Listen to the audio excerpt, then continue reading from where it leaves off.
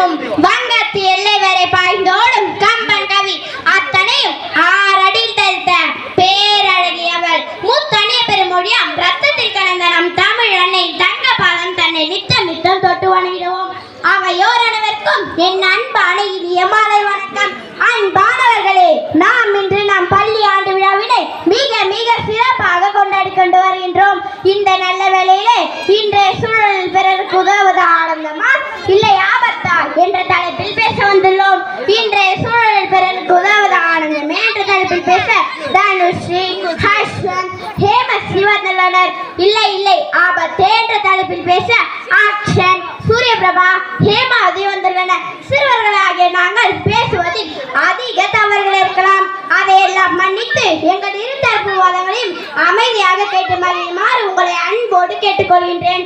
இன்றைய சூழலில் பிறருக்கு உதவுவது ஆனந்தமே என்ற தலைப்பில் பேச செல்வி தனுஷ் அவர்களை அழைக்கின்றேன். வாங்க தனுஸ்ரீ. அன்னை தமிழுக்கு முதல் வணக்கம், ஆசானுக்கு அக மகிழ்ந்த வணக்கம், இனிய நண்பருக்கு இன்ப வணக்கம், இந்த தாய் தந்தையர்களுக்கு உள்ள நலிந்த வணக்கம்.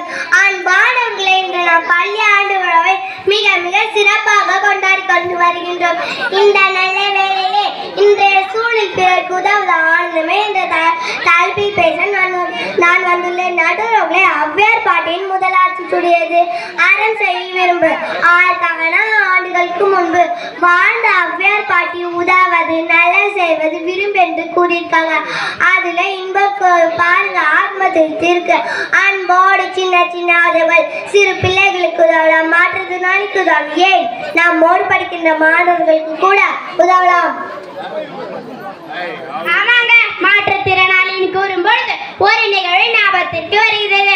கொஞ்சம் ஊனமுற்ற மாற்றுத்திறனாளி போனவனை அவனுடன் படிக்கும் சக மாணவன் அவனை பள்ளிக்கு தூக்கி வருவது, ரெஸ்ட் ரூமிற்கு தூக்கி செல்வது போன்ற உதவிகளை செய்வதாக ஊடகங்கள் மூலம் நான் அறிந்தேன். நடுவர்களே, இப்படிப்பட்ட உதவிகள் செய்தால் நமக்கும் ஆனந்தம் தான் கிடைக்கும். இங்கு பாருங்க, இவங்க 3 பேர் மொழியும் சரியில்லை. மனிதனாக வாழ்ந்துட தம்பி நீ மனதில் வையடா, தம்பி நீ மனதில் வையடா, வளர்ந்து வரும் உலகிற்கே நீ வலது கையடா, தம்பி நீ வலது கையடா என பட்டுக்கோட்டையா பாடுகிறார். நடுவர்களே, நாம் மனிதனாக வாழ்ந்தால் போதும், நம்மால் கடவுள் போல மாற முடியாது. நடுவர்களே, மனிதன் என்றால் என்ன? என்ன தனுஸ்ரீ, என்னிடமே கேள்வியா? மனிதன் என்பது சக மனிதர்களை மதித்து அவர்களுக்கு உதவி செய்து வாழ்வது. நடுவர்களே, நானும் அதைத்தான் செய்யுங்க என்று சொல்றேன். சுருக்கு விழுந்த முகம், கருணையான பார்வை, தும்பை பூ போன்ற உடையானது யார் என்று தெரிகிறதா? ஆம், அவரை நாம் மறக்க முடியுமா? அன்னை தெரேசா. நடுவர்களே, அவர்கள் வெளிநாட்டில் நம் நாட்டிற்கு துறவியாக வந்தார். இன்றைய கொல்கத்தா அன்றைய கல்கத்தா என அழைக்கப்பட்ட நம்முள்ள வீதிகளை சுற்றி திறந்த அனைத்து குழந்தைகள் பராமரிப்பின்றி முதியவர்கள் தொடவே பயப்படும் தொழிலாளர்கள் அவர்கள் தேவையான உதவிகள் செய்த அந்த ஆபத்திலே புனிதத்தை ஆபத்திலே மாற்றினாங்க. இல்லை, இந்த உலகமே அவரை தேவதையாக கொண்டாடி கொண்டிருந்தது. ஏன்? அதுவும் இருந்த உதவி கொடுத்தால்தான். ஆமண்ணே, இவர்களை எல்லாம் ஒரு முறை பராமரிக்க வேண்டும். அதற்கு பணமோ பொருளோ கொடுங்கள் என்று கடை வீதி தோறும் கேட்டாராம். அப்பொழுது ஒரு பேக்கரிக்காரனிடம், ஐயா, ஏதாவது ரொட்டி துண்டுகள் இருந்தால் ஏழை குழந்தைகளுக்கு கொடுங்கள் என்று 2 கைகளையும் நீட்டி கேட்டாராம். உடனே இந்த கடைக்காரன் கையில் எச்சில் துப்பினாராம். இம்முகத்தோடு அன்னை, இதை அதாவது இந்த எச்சிலை நான் வைத்துக் கொள்கின்றேன். அங்கு ஏழை குழந்தைகள் பசியோடு நான் ஏதாவது வாங்கி வருவேன் என்று காத்து கொண்டிருப்பார்கள். அவர்களுக்கு சில ரொட்டி துண்டுகள் கொடுங்கள் என்று கேட்டாராம். உடனே அந்த கடைக்காரன் அன்னையின் உதவும் தாழ்மை பணிவின் குணத்தை கண்டு மனம் திரும்பி ஏராளமான உணவுப் பொருட்களை கொடுத்து அனுப்பினாராம். சரி, என்ன அவரின் உதவும் குணம்? சரி சரி, நீங்க பேசுங்க. நடுவர்களே, பிறருக்கு உதவி செய்வதுதான் அன்னை என்று போற்றப்படுகிறது. அரிதறிது மானிட்டு ஆதலாது கூன் குருடு செய்வது பேடி நீங்கள் திறத்தல இருந்தார்கள். அப்பேர் பாடல ஒரு நிமிடம் சிந்தனை பாருங்கள்.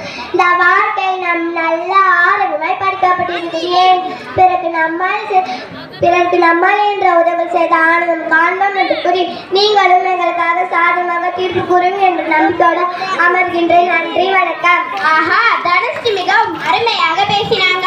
நாம் வாழ்வதே பிறருக்கு உதவத்தான். நாம் வாழ்நாளில் நம்மாலான உதவிகளை செய்து வாழ்வோம் என்று கூறி வந்துவிட்டார். மனிதன் பற்றி பேசினார். அவனுக்கென்று ஒரு இயல்பு உண்டு. ஒரு துறவி ஆற்ற ஆற்றங்கரையோரம் நடந்து சென்று கொண்டிருந்தாராம். அப்பொழுது ஒரு தேள் ஆற்று நீரில் அடித்து தத்தளித்துக் கொண்டிருந்ததாம். அந்த துறவியால் பார்க்க முடியாமல் மேலே தூக்கினாராம். அந்த தேள் அவரை கொட்டியதாம். அந்த தேளை கீழே விட்டு விட்டாராம். மீண்டும் அந்த தேளை காப்பாற்ற நினைத்து மேலே தூக்கினாராம். மீண்டும் அந்த தேள் அவரை கொட்டியதாம். இதே போன்று 3 முறை அந்த தேளை காப்பாற்ற நினைத்து மேலே தூக்கினாராம். 3 முறையும் தேள் அவரை கொட்டியதாம். இதை பார்த்து கொண்டிருந்த ஒரு மனிதர், ஐயா, தேள் தான் உங்களை கொட்டுகிறது அல்லவா, ஏன் மீண்டும் மீண்டும் அதை காப்பாற்ற நினைக்கிறீர்கள் என்று கேட்டாராம். உடனே அந்த துறவி, மனிதா, தேளின் இயல்பு கொட்டுவது, மனிதனின் இயல்பு உதவுவது. அந்த தேள் தன் உயிர் போகும் சூழலும் தன் இயல்பை மாற்றவில்லை. நான் மனிதன், நான் ஏன் என் இயல்பை மாற்ற வேண்டும் என்று கேட்டாராம். மக்களே, சிந்தியுங்கள். சரி சரி, இன்றைய சூழலில் பிறருக்கு உதவுவது ஆபத்தே என்ற தலைப்பில் பேச அக்ஷன் அவர்களை இருக்கின்றேன். வாங்க அக்ஷன். முக்கணியில் சிறந்ததுமா ஆங்கில மாதத்தில் நமக்கெல்லாம் பிடித்த மாதம் எது தெரியுமா? மே. ஏன்னா விடுமுறை. தமிழ் மாதத்தில் சிறந்த மாதம் தை. இவை 3 மினித்தால் மாமேடை. ஆமாங்க, இந்த மாமேடையில் இருக்கும் இந்த மேடைக்கு வணங்குகின்றேன். நடுவர் அவர்களே, நம் வாழும் உலகத்தில் ஆடும் மயிலும் கவை மானோ கூம் குயிலோ மட்டும் வாழவில்லை. கோட்டான்களும் ஓனங்களும் சொல்லநர்களும் சேர்ந்துதான் வாழ்கின்றன. இப்படிப்பட்ட உலகில் யாரை நம்பி போய் உதவி செய்வது? பயமா இருக்குங்க. நடுவர் அவர்களே, தனுஷ்டி என்னும் மனிதன் பத்தி எல்லாம் பேசினாங்க. டிவில நியூஸ் பார்ப்பீர்களா, இல்லைன்னா சீரியல் மட்டும் தான் பார்ப்பீர்களா? என்னத்தான் சொல்ல வரீங்க? இல்ல நடுவர் அவர்களே, டிவில நியூஸ் பார்த்திருந்தா தெரிஞ்சிருக்கும். ஒரு இளம் பெண் கர்ப்பிணி ரோட்டோரம் நின்று வருகின்ற டூவீலர்களை எல்லாம் கை காட்டி நிப்பாட்டி கொண்டிருந்தார். ஒருவர் யாரும் அந்த பெண்ணிற்கு விட்டு கொடுக்கவில்லை. ஒருவர் அந்த பெண்ணை பார்த்து இறங்கி வண்டியை நிப்பாட்டினார். பைக்காரன் நினைக்கும் பொழுது சிரிப்பு தான் ஞாபகத்திற்கு வருகிறது. ஒரு மகேந்திரன் ஸ்பீடாக போய்கிட்டு இருக்கு. திடீரென ஒரு கடை முன் ஒரு பார்சல் கீழே விழுகிறது. வண்டி அதே வேகத்தில் போய்கிட்டு இருக்கு. பின்னாடி வந்து கொண்ட ஒரு பைக்காரர், அடடா, வண்டியிலிருந்து பார்சல் ஒன்று கீழே விழுந்துச்சேன்னு அந்த பார்சல் எடுத்து பைக்கில் வச்சுட்டு வேகமா போறாருங்க. திடீரென இனி ஒரு கடை முன் இனி ஒரு பார்சல் கீழே விடுகிறது. பைக்காரரால் பொறுக்க முடியவில்லை. அந்த பார்சலும் எடுத்து பைக்ல வச்சுட்டு வண்டியை வேகமா ஓட்டி ஓவர்டேக் பண்ணி வேனை நிப்பாட்டினாரு. வேன்காரரிடம், ஏய்யா, வழி நடுக்க ஒவ்வொரு பார்சலா கீழே விழுந்தா என்னையா பண்ணுவ? இந்தாயா உன் பார்சல் என்று தூக்கி வந்த பார்சல்களை கொடுக்கிறாரு. உடனே அந்த வேன்காரர், ஏய்யா, நீ என்ன முட்டாளா? நானே காலையில ஒவ்வொரு இடமா செய்தித்தாளை போட்டுட்டு வரேன், நீ அதை எடுத்துட்டு வர போயா? நான் எங்க போட்டேன்னா அதே இடத்துல போய் போடியா என்று கூறி விரட்டினாராம். பாத்தீங்களா நடுவர் அவர்களே, உதவ போய் அமைப்பட்டதுதான் கூறுவது உண்மை செய்தி. சொல்லுங்க நடுவர் அவர்கள். இந்த பெண்ணிடம் இறங்கிய அம்மா, உனக்கு எங்க போகணும்னு கேட்டுக்கிட்டு வண்டியில ஏற்றிக்கிட்டாரு. அந்த பெண்ணும் அம்மா அண்ணனுக்கு ஒரு குறிப்பிட்ட ஒரு ஹாஸ்பிட்டல் பேரை சொல்லி அங்க இறங்குவதற்காக கூறினார். நம்ம ஆளும் பரவாயில்ல, ஒரு கர்ப்பிணி பெண்ணிற்கு சந்தரிப்பம் கிடைத்தது என்ன வண்டியில ஏற்றிக்கிட்டாரு. குறிப்பிட்ட ஒரு இடம் வண்டி சென்றதும் அங்க போலீஸ் வண்டிகளை சோதிப்பதை பார்த்தார். அந்த பெண், அண்ணா வண்டியை நிப்பாட்டுங்க நிப்பாட்டு என்று கூறினார். அந்த பெண்ணுடைய பதட்டத்தை பார்த்த பைக்காரர் ஏதோ ஒரு விலங்கனை நினைத்து போலீஸ்காரர்களுக்கு உதவாக நினைத்து போலீஸ்காரர் வேன் கிட்ட போய் வண்டியை நிப்பாட்டினாரு. அந்த பெண் இறங்கி துள்ளி வைத்து ஓட பார்த்தார். போலீஸ் அவளை மறைப்பித்த போது வயிற்றில் பல கோடி ரூபாய் மதிப்புள்ள போதை பொருளை வைத்து காட்டியிருப்பதை போலீஸ் கண்டுபிடித்தனர். பார்த்தீங்களா நடுவர் அவர்களே, பேங்க்ல கூப்பிட்டு பணவரை மட்டும் போலீஸ் விட்டுடுவாங்களா? அது எப்படி? 2 பேரும் சேர்ந்து ஆஞ்சேயருக்கு போயிருப்பாங்க. நடுவர் அவர்கள், இந்த பெண்ணிற்கு உதப்போ யாரதுமா நம் மரியாதை பணம் இவற்றையெல்லாம் விழுந்ததாக கேள்விப்பட்டேன். ஆனால் இன்றைய நல்ல தலைப்பு. ஆமாம் நடுவர் அவர்களே, இன்றைய இப்படிப்பட்ட மனிதர் வாழும் சூழலில் யாரை நம்பி போய் உதவி செய்வது? இதைத்தான் அன்றே ஒரு கவிஞன் யாரைத்தான் நம்புவதோ பேதை உள்ளம் என்று பாடியிருந்தார். நடுவர் அவர்களே, ராமாயணத்தை கூட சீதையை ராமன் தூக்கி செல்லும் போது ஜடாயு என்னும் ஒரு பறவையால் சீதைக்கு உதவ ராமனோடு பயங்கரமாக சண்டை போட்டது. 10 தலையுடைய ராமனோடு சண்டை போட முடியாம இறந்தே போய்விட்டது. பார்த்தீங்களா நடுவர் அவர்களே, அன்றே உதவுவது ஆபத்துதான், அதில் எப்படி இன்பமாக முடியும்? மனிதர்களில் 3 வகை உண்டு. ஒருவர் இருந்த காலத்தை நினைத்து நினைத்து நிகழ்காலத்தை நிகழ்ப்பார்கள். 2ஆம் மற்றவர் நிகழ்காலத்தை நினைத்து நினைத்து எதிர்காலத்தை நிகழ்ப்பார்கள். 3ஆம் வகை மனிதன் தான் பெற்றர். குளிர்காலத்தில் சூரியனை நேசிப்பவர்கள் எல்லாம் கோடை காலத்தில் சூரியனை வெறுக்கத்தான் செய்வார்கள். சூரியன் ஏதாவது கவலைப்பட்டு மாறுகிறதா? இல்லை, அது போல தான் நெடுநடந்தாலும் நமக்கு என்ன? வாழ்பவர்கள் வாழ்க்கையை ரட்சித்தவர்களுக்கு எதையும் விட்டுக் கொடுக்காமல் எங்கும் போவதில் செய்து மாட்டிக்கொள்ளாமல் வாழ்வதே இன்பமே என்று கூறிய என் வாய்ப்புக்கு நன்றி கூறி அமர்கின்றேன். நன்றி, வணக்கம். அச்சன் மிகவும் அருமையாக பேசினாங்க. இன்றைய சூழல் பிறருக்காக ஆபத்துகளும் ஒன்று என்று சில பல உதாரணங்களோடு கூறினாங்க. ஆமாங்க, ஒருவர் ஒரு பாட்டிக்கு லிஃப்ட் கொடுத்தார். பாட்டி ஸ்பீட் பிரேக்கர்ல கீழே விழுந்த லிஃப்ட் கொடுத்த நபர் ஹாஸ்பிட்டல் விடுமுறைந்தார். அது மட்டுமா, ஹாஸ்பிட்டலுக்கான செலவும் அவரே செய்தார். பாருங்க, உதவ போய் ஆபத்தில் முடிந்த கதை. இன்றைய சூழல் பிறருக்கு உதவுவதால் உயிரை பறிக்கக்கூடிய ஆபத்துகளும் உண்டு என்று நான் கூறவில்லை, அச்சன் கூறினார். ஏன் அஸ்வந்த் அப்படி பார்க்கிறீங்க? வாங்க வாங்க, வந்து பேசுங்க. பொங்குமலை சாரலிலே 2 வருடத்திற்கு ஒரு முறை மலரும் மலரை பறித்து வந்து தங்கத்தாரை அம்மன் தமிழ் பால் சுட்டி வந்தேன். அவையோர் அனைவருக்கும் என் அன்பான வணக்கத்தை தெரிவித்துக்கொள். நடுவில் ஏதோ லிட்டு கொடுத்த கதையெல்லாம் கூறி நடுவில் பரிதாபத்தை பெற்றார். ஒத்தன் அறிவான் மற்ற செத்தாவில் வைக்கப்படும் நமக்கு அந்த இன்பம் துன்பம் எல்லாருக்கும் என்பதை அறிந்து உபகாரம் செய்து வாழ்வனே வாழ்வன், மற்றவன் சத்தவனை போல் என்ன பண்ணுவான் என திருவள்ளுவர் கூறியிருக்கிறார். நடுவில் நாம் உதவி செய்தால் தான் அடுத்தவன் நமக்கு உதவி செய்வாங்க. இந்த லிப்ட் கொடுக்கிற கதையெல்லாம் கிராமில் தவிர்க்க முடியாத ஒன்று. இதை போய் பேரேசியமாக பேசுகிறார் அச்சன். அப்புறம் சீதைக்கு ஜனவன் என்ற பறவை உதவ போல் இறந்ததாக கூறினார். நடுவில் ராமனின் தந்தை தசரதனுக்கே கிடைக்காத பாக்கியம் ஜனாவுக்கு கிடைத்து ராமனே அதை புனித நீராட்டி எல்லா சந்தித்தாலும் சீதைக்கு தீ முடினார் என்ற வரலாறே கூறுகிறது. நடுவில் ராமாயணத்தில் அது ஒரு இடத்தை பிடிக்கின்றால் சும்மாவா? சிறப்பு சிறப்பு, மேலே பேசுங்க. நடுவில் நாம் பிரிவதனால் தான் அவரும் நமக்கு உதவுவார். நடுவில் மகாபாரதத்தில் கர்ணனை பற்றி படித்திருப்பீர். கர்ணன் சிறுவயதா இருந்த போது துரந்தன் உடன்பிறப்பை பாய்வித்து உதவினார். அதனால் கர்ணனை பெற்ற தன் தாய் வந்து கேட்டும் தன் தம்பியார் பக்கம் இருக்காமல் செஞ்சோற்று கடந்திருக்க நண்பன் துரதனுக்காக போயிட்டு தன்னின் விரட்டியிருப்பார். மகாபாரத்தில் நீங்க அதை எடுக்க பிடித்தார்? ஆமாங்க, நானும் அந்த கதையை படித்து வைத்திருக்கிறேன். கர்ணனை பெற்ற தாய் குந்தி தேவியா எவ்வளவு கெஞ்சும் தன் தம்பியார் பக்கம் செய்யாமல் தனக்கு உதய தன் நண்பருக்காக போரிட்டு தன் உயிரையே மாய்த்துக் கொள்வார். நடுவில் நான் என்னமோ உயிர் போற அளவிலான உயிர்கள் என்று கூறவில்லை. நாம் என்ற அளவு சூழல் செய்தால் ஆனந்தம் தான் கிடைக்கும். வாடிய பயிரை கண்ட போதெல்லாம் வாடிய உடலை பிறந்த தேசத்தில் பிறந்துவிட்டு உதவி செய்யலாம் ஆபத்து என்று பேசலாமா? மனிதன் மனிதன், இவன்தான் மனிதன். வாழும் போது செத்து செத்து பிழைப்பவன் மனிதனா, வாழ்ந்த பின்னும் பேரை நாட்டி நிலைப்பவன் மனிதனா. பிறருக்காக கண்ணீரும் பிறருக்காக செந்நீரும் சிந்தும் எவனோ அவனே மனிதன். நடுவராகவே அன்பானவர்களே, நாம் நமக்கு என சொல்லி பழகுவதில் சேரவில்லை. நாம் என்று நமக்கு என கூறி பழகுவதில் அன்பானவர்களே, நாம் என்று இழங்குவோம். ஏழைகளும் ஒரு ஏழைக்கு ஒரு நேரம் உணவு வாங்கி கொடுத்து பாருங்க, பசி நீங்கி அவன் முகத்தில் சிரிப்போம். அந்த இன்பத்தில வேறு எந்த இன்பம் வேண்டும் நமக்கு? காலத்தை தாண்டி ஒரு பெண்ணின் விழலாகத்தான் இருக்க வேண்டும். பேசுங்க. நடுவர்களே, பொருளால் சொல்லால் மனதால் அன்பால் உதவுங்கள். உட்பகல் செய்தி திருத்தலையில் வந்த சொல்லில் கேட்ப நாம் ஒருவருக்கு உதவினால் ஏதோ ஒரு ரூபத்தில் அவர்களோ அல்லது வேறு ஒன்றோ நமக்கு தக்க நேரத்தில் உதவி கிடைக்கும். நடு அவளை அரிசிக்கு ஆங்கில சொல்லி என்ன?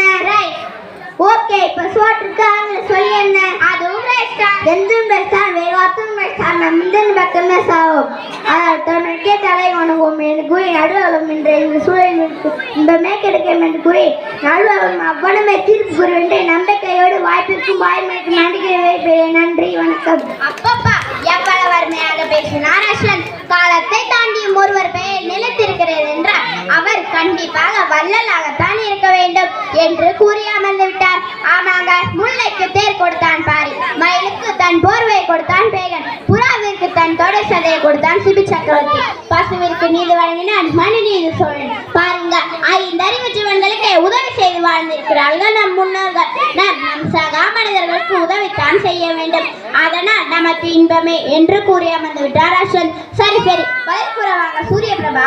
30 கோடி முகமுடைய உயிர் மாய்முற ஒன்றுடைய இவள் செப்புமொழி 18உடைய எனில் சிந்தனை ஒன்றுடைய எனும் பால படனினை கூர்ந்த பாதை கெடுப்பது பூடகம் காண்பதற்கு உருப்படியா இருப்பதை கெடுப்பது குரகும் ஆற்றில இறங்கு வரை கொன்று உணவாக்குவது முதலகும் ஆனால் இத்தனை மனிதம் மொத்தமாய் வாதடா என்றார் ஒரு கலைஞர் நடுவர்கள் உண்மை தாமே எப்படித்தான் சில மனிதர்களோடு அன்பாகி இருந்தாலும் உதவினாலும் அவர்களை மாற்ற முடியாது நடுவர்கள் தலைப்பை ஒரு முறை கூறுங்கள் இன்றைய சூழலுதான் ஆபத்தானதுமா.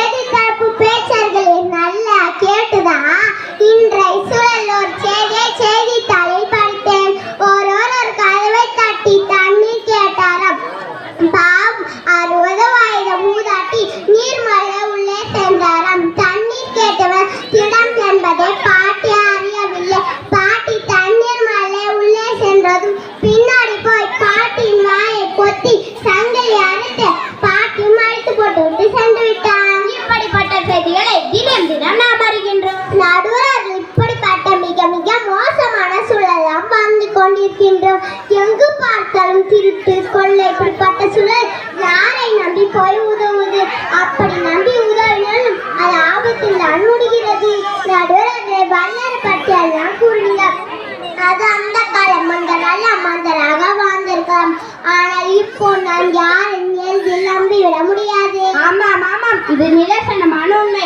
சில தன்னம்பர்களுக்காக உதவி போய் ஆபத்தில் முடிந்த கதையெல்லாம் எனக்கு தெரியும். எனக்கு தெரிந்த ஒருவர் தன் நண்பருக்காக லோன் வாங்க வங்கி ஜாமீன் கையெழுத்திட்டார். லோன் வாங்கிய நபர் பணத்தை கட்டாமல் சிறிது நாளிலேயே ஊரை விட்டு சென்று விட்டார். பாவம், ஜாமீன் கையெழுத்திட்டவர் இன்னும் அந்த பணத்தை கட்டி கொண்டிருக்கிறார். பாருங்க, உதவ போய் ஆபத்தில் முடிந்த கதை.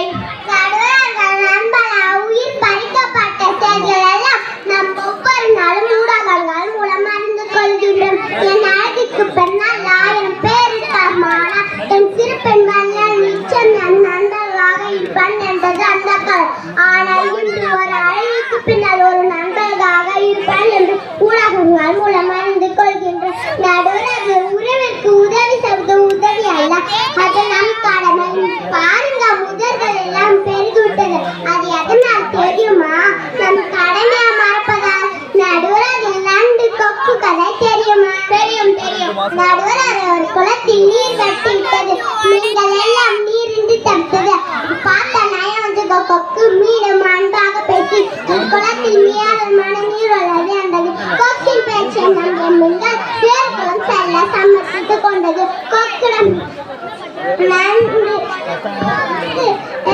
மீன்களை கொத்தி சென்றது சிலதை பாறையில் உலர்த்தியது சிலதை துண்டது இறுதியாக நண்டை கொக்கு வேறுபுறம் செல்ல அழைத்தது நண்டு சம்மதித்தது கொக்கிடம் நன்குள் ஏறிக்கொள்கின்றது கொக்கு பறக்க தொடங்கியது போகும் வழியெல்லாம் மீன்கள் நண்டிற்கு சந்தேகம் வந்துவிட்டது கொக்கின் சிரித்தை தந்து கொண்ட நண்டு இனி இதை வெட்டால் நம்மன் கொண்டு விடும் நினைத்து நண்டு தன் காலால் கொக்கின் கழுத்தை இறுக்கிக் கொண்டது. சரி சரி, இந்த கதையிலிருந்து என்ன தான் கூற வரீங்க?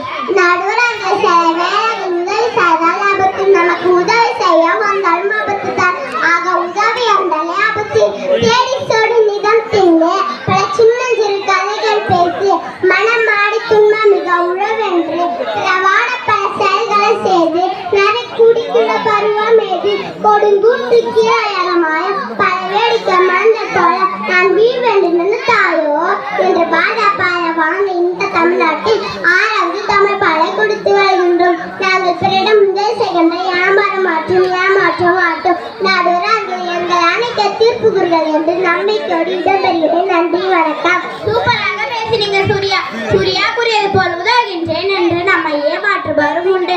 அது ஆபத்துதான். அண்மையில் ஒரு செய்தி, 3 நண்பர்கள் ஏரியில் குளிக்க சென்றனர். ஒருவன் நீரில் மூழ்கினார். மீதமுள்ள இருவரும் அவனை காப்பாற்ற நினைத்து மூவருமாக நீரில் மூழ்கி இருந்து விட்டனர். பாருங்க, உதவ போய் ஆபத்தில் முடிந்த கதை. சரி சரி, பதில் கூறவாங்க ஹேமஸ்ரீ.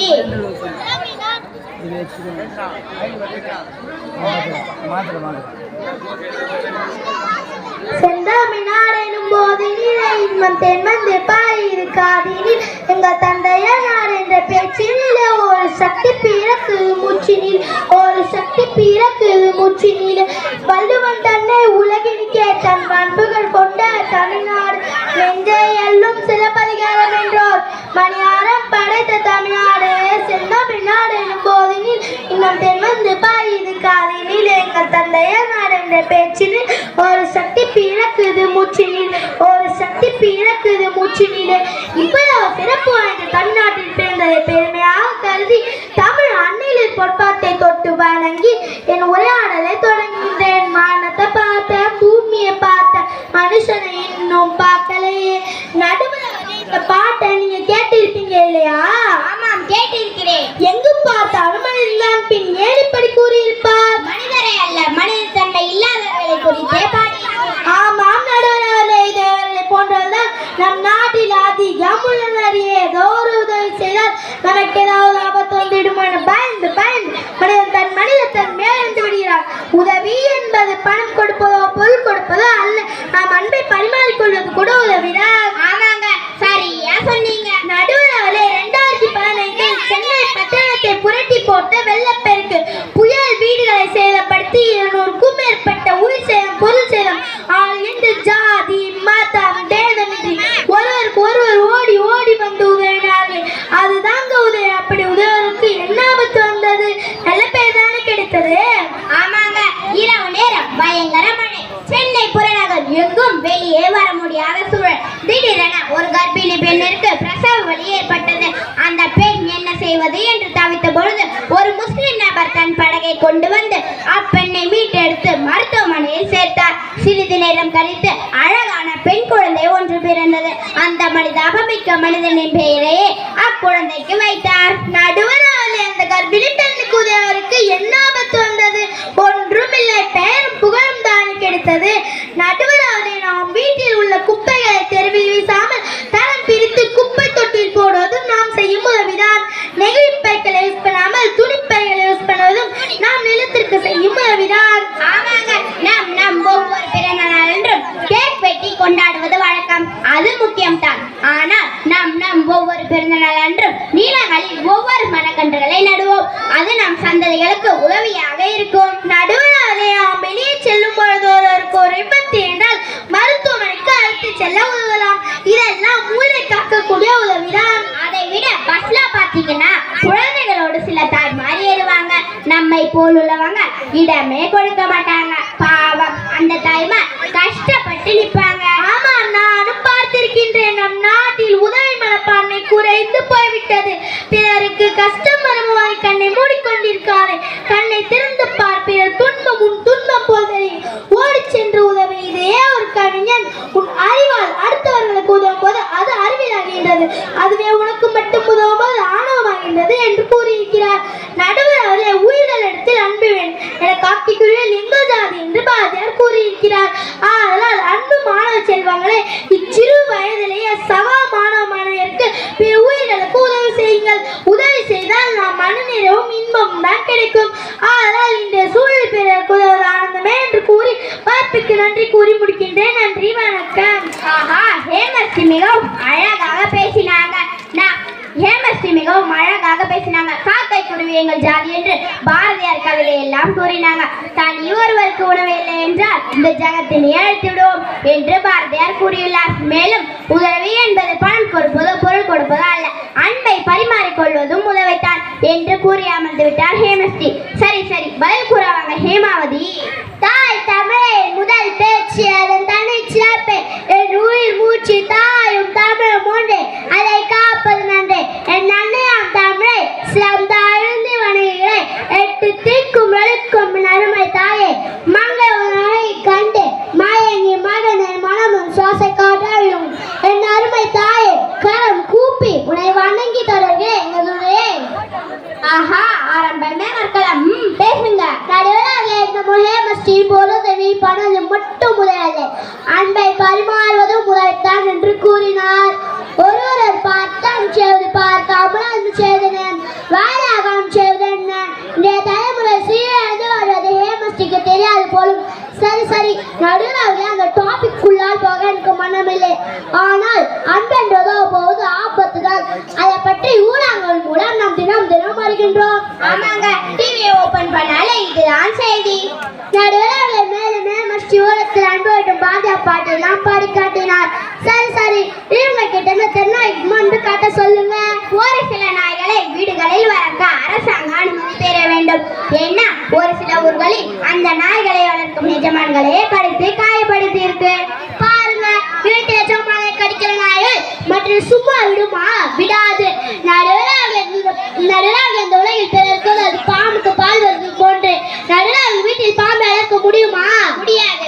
அது போல தாங்க பிறருக்கு உதாவது. இதை கூறும் பொழுது நான் படித்த ஒரு கதை தான் ஞாபகம் வருகிறது. காட்டிற்கு ராஜாயா, உங்களுக்கே தெரியும், சிங்கம் காட்டில் நேர்மையாக ஆட்சி செய்து வந்தது. இதை பொறாமையுடன் பார்த்த ஒரு நரி சிங்கத்திடம் சென்று, ராஜா, நீங்கள் தினமும் ஓடி ஓடி வேட்டையாடுவதை என்னால் பார்க்க முடியவில்லை. ஆதலால் நான் தினமும் ஒவ்வொரு விலங்காய் வேட்டையாடி கொண்டு வருகின்றேன். நீங்க நல்லா ரெஸ்ட் எடுங்கன்னு சொல்லி குகையை பூட்டி சென்றது.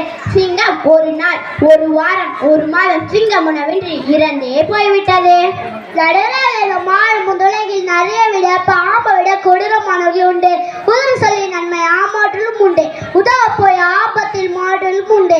ஏன் திருசங்கத்திற்கு உதவ போய் தரமுஷி உஸ்மாமத்திர துன்பத்தை அன்பத்தார் என்ற கதையெல்லாம் கூறினார். அது போல என்றெல்லாம் மழை புயல் என்றெல்லாம் கூறினார். விளம்பரத்துக்காக உதவி செய்தார்கள். நமக்கு அதாவது ஆதாயம் கிடைக்கும் ஒன்று செயலும் உண்டு. மக்களுக்கு உதவி சொல்லி நிர்வாக பொருட்களை திடீரும் உண்டு. ஆமாங்க, அன்றைய நாட்கள் இப்படிப்பட்ட ஏராளமான நிகழ்ச்சிகளை கேள்விப்பட்டோம். நடுவில் இது 5 வருஷம் இந்த கிரணாவை யாராலையும் மறக்க முடியாது. எத்தனை பேர் அடுத்து குதவ போய் இறந்தாங்க. நம் கூட பிறந்த சவாலுக்கு கூட முடியுதா? முடியவில்லை. ஏன்னா இதோட கூறினால் எப்போ பணம் கேட்டாலும் தரணும்னு சொல்லிட்டு தான் போவாங்க. வாழ்ந்தாலும் பேசும், தாழ்ந்தாலும் பேசும், பயந்து நாடடா என்று ஒரு கவிஞர் எழுதியிருக்கிறார். நம் நிலைமை எப்போது விட்டாலும் ஆபத்து விட்டாலும் ஆபத்து தான். நடுவில் எல்லாம் தின்னா என்ன வரும்? பிரஷர் வரும்.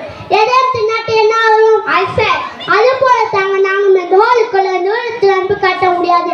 அதே போல் யார் எப்படிப்பட்டவர் நம்மால் கணிக்க முடியாது. பசுந்தால் புத்திய புலிகள் எல்லாம் கூட வாழ்கின்றது. நடுவில் யார் வெளியே போய் மாட்டிக்காதீங்க. லட்டு இருப்புத்தான் ஆனாலும் மலர் கதிக்கு சாப்பிட முடியுமா? முடியாது. ஏன்னா சர்க்கரை வியாதி வந்துடும். அதே போல் இரக்கம் குணம், முதல் குணம் சில நேரங்களில் ஆபத்தில் மாட்டிடும். ஆதலால் இன்றைய சூழலில் பிறர்க்கு ஆபத்தே என்று கூறி வாய்ப்பிற்கு நன்றி கூறி முடிக்கிறேன். நன்றி, வணக்கம். ஹேமாவதி மிகவும் அழகாக பேசினாங்க. பாவம், அவங்க நாட்டு நடப்பை தான் கூறினாங்க. கொரோனா, அதை மறக்க முடியுமா? கொரோனாவிற்கு பயந்து கொண்டு யாரும் வெளியே வரவில்லை. அந்த பயம் 5 வருடமான பின்னும் இன்னும் தீரவில்லை. சமீபமா நாங்க சென்னைக்கு போகும் பொழுது மேல்மருவத்தூர்ல ட்ரெயின்ல ஏறினோம். சரியான கூட்டம். மதுராந்தகத்துல ஒரு நபர் ஏறினார். சுற்றும் முற்றும் பார்த்தார். எங்கும் திரும்ப முடியல. மனுஷன் என்ன பண்ணாருன்னு தெரியுமா? பட் பட்டனா 5-6 இருமல் இருமினார். திடீரென எங்கிருந்து இடம் வந்தது என்று தெரியவில்லை. எல்லோரும் நகர்ந்து விட்டனர். பாருங்க, கொரோனா எவ்வளவு ஆபத்தை ஏற்படுத்தி இருக்குன்னு. ஒரு பக்கம் இருக்கவங்க உதவுங்கன்னு சொல்லுறாங்க. கண்டு உதவுபவன் மனிதன், காணாமல் உதவுபவன் கடவுள். உதவுற மனுஷங்க இருக்கிறதுனால தான் இன்னும் மனித இனமே வாழுதுன்னு கூறி அமர்ந்து விட்டனர். மரியாதையினர், ஏயா உதவி சொல்லுறீங்களே, இன்றைய சூழல் யாரையா நம்பி உதவுது? அப்படியே நீங்க உதவினாலும் அது ஆபத்தில் தான் போய் முடியும் என்று கூறி அமர்ந்து விட்டனர். கழுகிற்கு உயரமாய் பறக்க பிடிக்கும், காகத்திற்கு பயந்து உண்ண பிடிக்கும், கிளிக்கு கொஞ்சி பேச பிடிக்கும், கீருக்கு பாம்புடன் சண்டை போடுவது பிடிக்கும், குயிலுக்கு பாட பிடிக்கும், கூவது சேவலுக்கு பிடிக்கும், கெழுத்துக்கு நீந்த பிடிக்கும், கேள்வி கேட்பது மாணவர்களுக்கு பிடிக்கும், கைவளையல் பெண்களுக்கு பிடிக்கும், கொக்கிற்கு மீனை பிடிக்கும், கோமகனிற்கு நாடாளை பிடிக்கும். அது போன்று எனக்கும் தீர்ப்பு கூறுவது பிடிக்கும் தான். ஆனால் சிறுமியாகி நான் தீர்ப்பு கூறினால் உங்களால் ஏற்றுக்கொள்ள முடியாது. அதனால் சொல்லில் சிறந்தவர் நம் பழனியர் சாமி ஐயா அவர்களை அன்போடு தீர்ப்பு கூற அழைக்கின்றேன். நன்றி, வணக்கம். அருமைமிகு எழிலார்ந்த இந்த குழந்தைகள் ஒளிபெருக்கியை கையில் பிடித்து கொண்டு அவர்கள் சொன்ன செய்தி இருக்கிறதே, எத்தனையோ இலக்கியங்களில் தொகுத்து சொன்ன செய்திகளை மிக அழகாக தங்கு தடை இல்லாமல், பிழை இல்லாமல் இப்படி சொல்ல முடியும் என்றால் அது திருவள்ளச்சேரியில் படிக்கிற குழந்தைகளால் தான் முடியும் என்பதை நிரூபித்து காட்டியிருக்கிறார்கள். பாரதி சொல்வது போல இது உண்மை. இந்த பழனிசாமி புகழ்ச்சிக்காக சொல்ல வரவில்லை. என்ன அருமையான சொல்லாற்றல்! திருவள்ளுவர் சொன்னார், இந்த உலகத்திலே யாரை வெல்ல முடியாது தெரியுமா? சொல்லல் வல்லன் சோர்விலன் அஞ்சான். சொல்லுவதிலே வல்லமை புரிந்தவன், சோர்வு இல்லாமல் சொல்லக்கூடியவன், சோர்வு இல்லாமல் சொல்லுவதிலும் அஞ்சாமை உடையவன். இந்த 3 குணங்களையும் உடையவனை இந்த உலகத்தில் யாரும் வெல்ல முடியாது என்கிற அந்த திருவள்ளுவருடைய திருக்குறளுக்கு இலக்கணத்தை இன்றைக்கு நேரிலே பார்க்கிறேன் ஐயா. இவர்கள் குழந்தைகள் அல்ல, நம்முடைய குறைகளை சுட்டி காட்டி வாதம் செய்கிற வல்லன்மையாளர்கள். அவர்கள் பேசும்போது எல்லாம் அவ்வளவு நிசப்தமாக நீங்கள் கேட்டுக்கொண்டிருந்தீர்கள். உங்களுடைய குழந்தைகள் எப்படி இந்த வயதிலே இன்னைக்கு பல பட்டிமன்றங்களிலே பேசுபவனாக இருந்தா கூட இந்த குழந்தைகள் வயதிலே நான் ஒளிபெருக்கி பிடிக்கவில்லை. ஆனால் இந்த குழந்தைகள் எந்த அச்சமும் இல்லாமல், எந்த பயமும் இல்லாமல், யார் எதை சொன்னாலும் பரவாயில்லை என்று சொல்லி நானும் பார்க்கிறேன். எங்கேயாவது இந்த குழந்தைகளுக்கு தடங்கள் வருதா, பிழையான பொருளை சொல்கிறார்களா, சொல்லிலே ஒரு தடுமாற்றம் வருகிறதா என்று பார்த்தேன். ஆனால் இந்த 6 குழந்தைகளும் முத்தாய்ப்பாக பேசுவதற்கு நல்ல வழிகாட்டிய நம்முடைய நடுவர் ஐயா அவர்களை முதலிலே வணங்கி மகிழ்கிறேன். இந்த பேச்சிலே தலைப்பை ஒட்டி பேசியிருக்கிறார்கள். நீங்க நன்றால் கவனித்தா தெரியும். தலைப்பை ஒட்டி பேசியிருக்கிறார்கள். இன்றைய சூழலில், இன்றைய காலத்தில் பிறருக்கு உதவி செய்வதால் நமக்கு கிடைப்பது ஆனந்தமா ஆபத்தா என்ற 2 கோணங்களை இந்த 5ஆம் வகுப்பு, 4ஆம் வகுப்பு, 3ஆம் வகுப்பு படிக்கிற குழந்தைகளை ஒரு ஆய்வு செய்திருக்கிறார்கள். இவர்களுக்கு டாக்டர் பட்டம் கொடுத்ததுல தப்பு இல்லைல்ல, தப்பு இல்லைல்ல. அப்போ தகுதியானவர்களுக்கு தான் கொடுத்திருக்கிறார்கள். இந்த குழந்தைகளை நான் படிக்கிற காலத்திலே கூட ஒரு 5ஆம் வகுப்பில் எழுந்து இந்த ஒலிபெருக்கியை நான் பிடித்தது இல்லை. ஆனால் எண்ணி பார்க்கிறேன், வியக்கிறேன். ஒவ்வொரு ஆண்டும் கிட்டத்தட்ட 3 பேச்சாளர்களையும் ஒரு நீதிபதியையும் இந்த உலகத்திற்கு அளிக்கின்ற திருவண்ணச்சேரி தான் இந்த உலகத்தின் எடுத்துக்காட்டாக இருக்க முடியும். அது மட்டுமல்ல, வயிற்றுக்கு சோறிடல் வேண்டும், இங்கு வாழும் மனிதர்க்கு எல்லாம். அடுத்த வரியில பாரதி சொன்னா, பயிற்று பல கல்வி தந்து இந்த பாறை உயர்த்திட வேண்டும் என்று சொன்னால், அந்த பாறை உயர்த்துகிற இந்த தளபதிகளாக விளங்குகிற இந்த திருவண்ணச்சேரி குழந்தைகளுடைய இணையடிகளை நான் வணங்கி மகிழ்கிறேன், பெருமை கொள்கிறேன். இப்பொழுது தலைப்புக்கு வருவோம். அருமையா பேசினாரு இந்த நடுவர் இருக்கிறாரு. எங்கேயாவது அவர்களுடைய பேச்சுக்கு மாறா ஏதாவது செய்தியை சொல்கிறான்னு பார்த்தேன். இந்த மலையிலிருந்து அருவி விழுது பாருங்க, மலையிலிருந்து அருவி சல சல சல சலன்னு விடும்.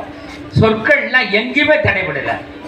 கரையறியாத காட்டாற்று வெள்ளம் போல கவி பொழிந்து வான்மீகி உலகக்கீந்த திரையறியா இலக்கியக்கா வனத்தை தந்தான் தமிழ் புலவன் கம்பனும் கவிதை தச்சன் என்று பார்த்தால், இன்றைக்கு திருவண்ணச்சேரியிலே ஒரு கம்பன் பிறந்து விட்டான், ஒரு சிலப்பதிகார இளங்கோ பிறந்து விட்டான். அது மட்டுமல்ல, தெய்வ நீதிகளை உலக பொதுமறையாக்க வள்ளுவன் தோன்றிருக்கிறான். என்ன கருத்து?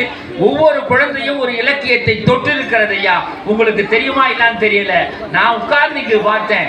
ஒவ்வொரு குழந்தையினுடைய சொல்லிலும் சொல்லாடலிலும் இலக்கியம் இருக்கிறது. திருக்குறள் இருந்தது, சிலப்பதிகாரம் இருந்தது, கம்பராமாயணம் இருந்தது, ஏன் பாரதமே இருந்தது.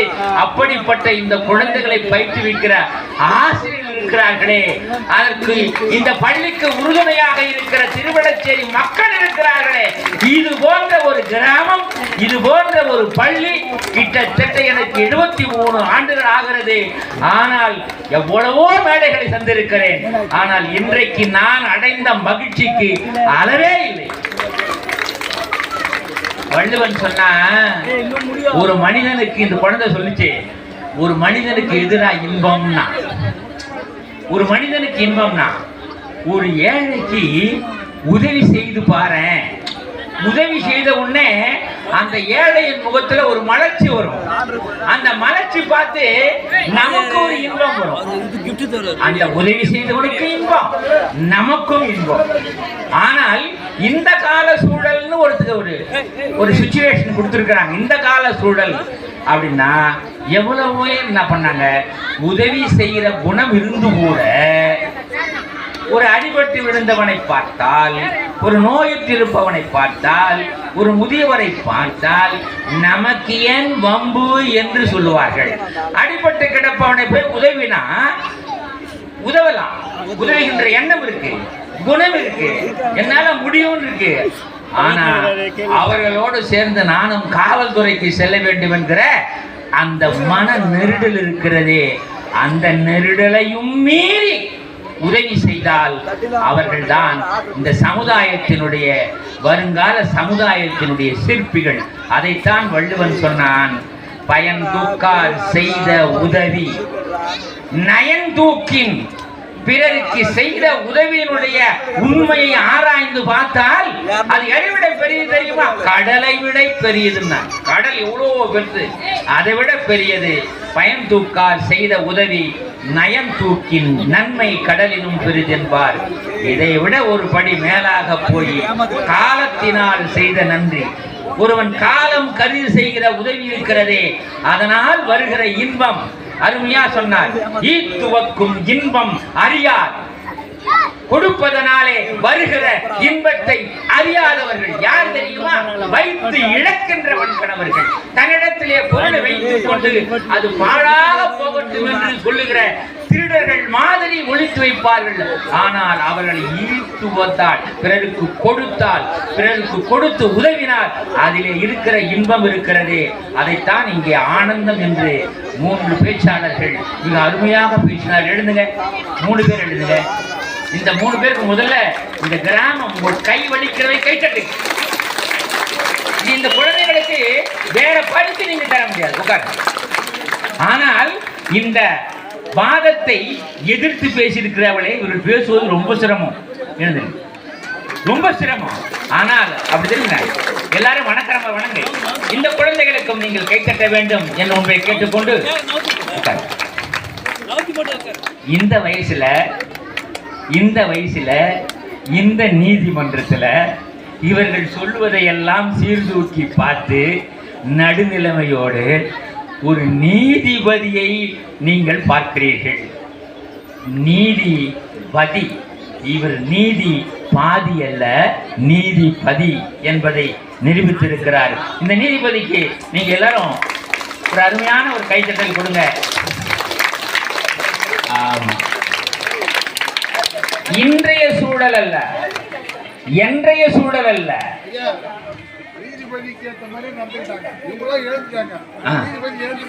அப்படியா?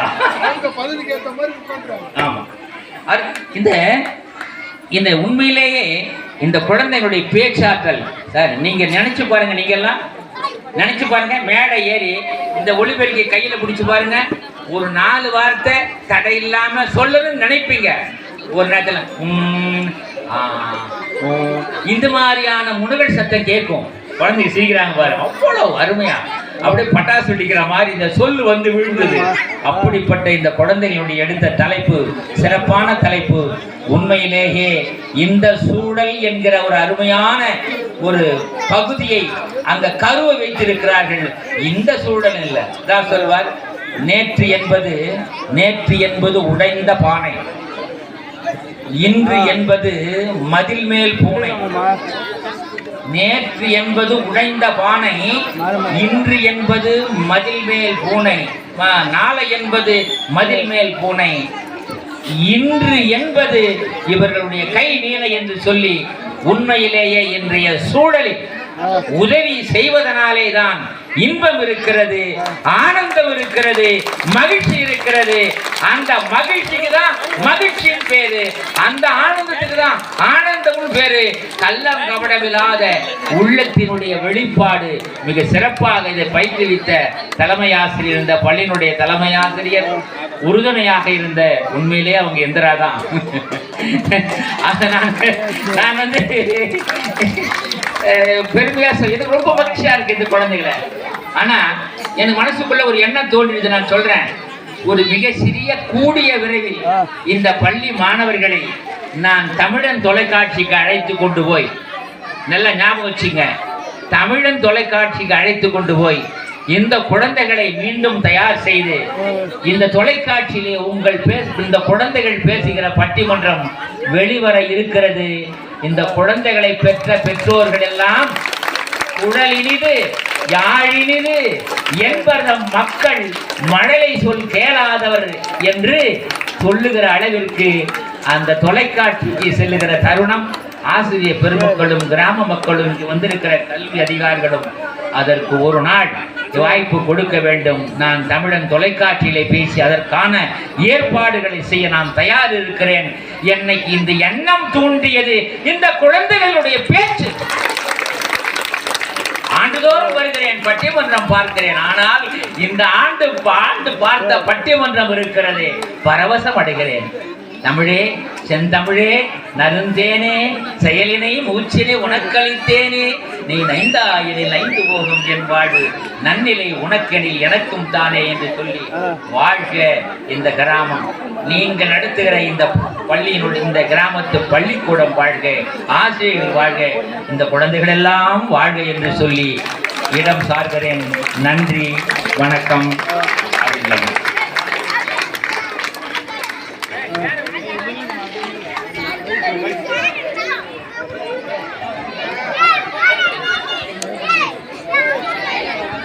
இந்த மாலை பொழுதிலே அனைவருக்கும் வணக்கத்தை தெரிவித்துக் கொண்டு, ஒரு நாடகமோ இல்ல ஒரு சினிமாவோ, ஒரு நாடகமோ சினிமாவோ எடுக்கும்போது, ஒரு சினிமா நீங்க எடுத்துக்கிட்டீங்க, இல்ல அங்க எப்படி நடக்குதுன்னா நடிக்கிறது ஒருத்தர் இருக்கும், இசை ஒருத்தர் இருக்கும், அதை இயக்கிறது ஒருத்தர் இயக்கியிருப்பாங்க, ட்ரெஸ் போடுறது கூட இன்னொருத்தர் போட்டிருப்பாங்க, எப்படி நடனம் ஆடணும்னு இன்னொருத்தர் நடனம் சொல்லியிருப்பாங்க. இவங்க பேசின இத அவங்க பேசல, நம்ம ஒத்துக்குவோம். எழுதி கொடுத்து தான் பேச சொன்னாங்க. ஆனா மனப்பாடம் பண்ணி பேசியிருக்காங்க இல்லையா, இவ்வளோ மனப்பாடம் செய்ய முடியாது. சரி, இவ்வளோ மனப்பாடம் செய்து இருந்தாலும் அதை அவ்வளோ இதுவா ஒப்பிக்கவே முடியாது. இவங்களோட பேச்சு அவ்வளோ உண்மையானுமே எல்லாத்தையும் அவரே சொல்லி முடிச்சிட்டார். என்ன சொல்றதுன்னே தெரியல. வருங்காலத்துல நீங்க பாருங்க, இந்த 7 பேரும் மிக பேச்சாற்றலா வருவாங்க. அப்படி வரணும்னு இங்க இருக்கிற எல்லாரும் நாங்களும் சேர்ந்து கடவுளை ஒரே நிமிஷம் எல்லாரையும் வாழ்த்தி, இந்த பிள்ளைங்க நல்ல ஒரு பேச்சையும் அதே மாதிரி எடுத்துக்கிட்டு அந்த கருத்து இருக்குல்ல சொல்லணும். 2 நாள் முன்னாடி ஒரு பெண்ணை 20 வயசோ 21 வயசோ நடு ரோட்ல பெட்ரோல் ஊற்றி கொளுத்திட்டாங்க. படிச்சிருப்பீங்கன்னு நினைக்கிறேன். பார்த்த எல்லாரும் ஓடி போயிட்டாங்க, யாருமே கிட்டேயே வரல சொல்லி இந்த சிறிய பரிசை அவர்களுக்கு பரிசா கொடுக்கணும். எல்லாரும் அவங்கள வாழ்க்கணும். நடுவர் அவர்களே, உன் பேரு ஜானகி, பேரு தனுஷ்டிக்கு பேரு அஸ்வின், ஹேமஸ்ரீ,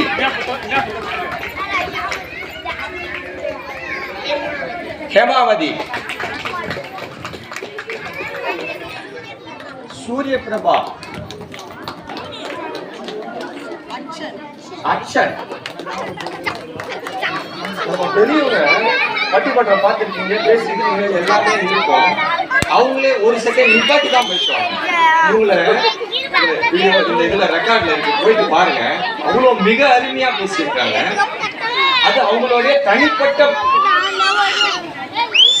வளர்த்துக்கணும் இன்னும் மேலும் அப்படின்னு சொல்லி எனக்கு வாய்ப்பு எனக்கு நன்றி கூறி விடைபெறுகிறேன். நன்றி, வணக்கம்.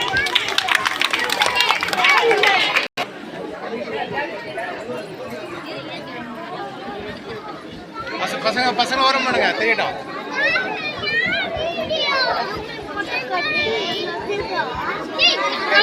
Hey,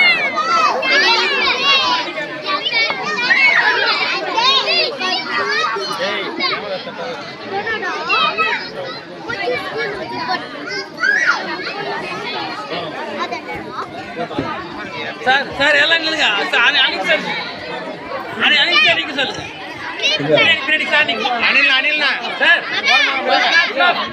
போட்டோ முன்னாடி வாங்க நீங்க